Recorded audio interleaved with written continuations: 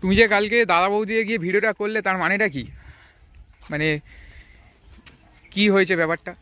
ব্যাপারটা হচ্ছে আমি প্রথমে দাদা বৌদিতে গিয়ে লাইনটা দিয়েছিলাম।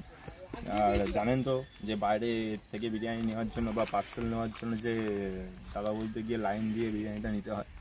আমি তাড়াতাড়ি চলে আসবার জন্য পার্সেলই নিয়ে আসছি। এবার পাশ থেকে 3-4টে ফুড ব্লগার হয়তো সেরকম একটা স্টেজে যায়নি দাদা, ঠিক আছে, আমাকে ধাক্কা টাক্কা মেরে সাইড দিয়ে এরকম চলে যাচ্ছে। আমি তখন বলছি, ভাই কি হলো এটা, আমি তো লাইন দিয়েছি আর আপনারা ধাক্কা মারছেন কেন? বলে হ্যাঁ হ্যাঁ হ্যাঁ আমরা ফুড ব্লগার, আমাদের যা ইচ্ছা তাই করতে পারি, আপনি কে বলার? হয়তো ছেলেগুলো এরকম এলাকার ছেলে ছিল, সেই জন্য আমার সাথে এরকম করেছে। আর আমার তো বাড়ি বারুইপুর, আর আমার বাড়ি বারুইপুর থেকে আমি দাদা বৌদি ব্যারাকপুর গেছি, এই ব্যাপার। তা আপনি এই বিষয়ে কিছু প্রতিবাদ করতে হবে? কি প্রতিবাদ আবার কি করব, এইসব এই বললাম যে ফুড ব্লগারদের জন্য সত্যি যে কোনো দোকান, যে কোনো ব্যবসায়ী নষ্ট হয়ে যেতে পারে।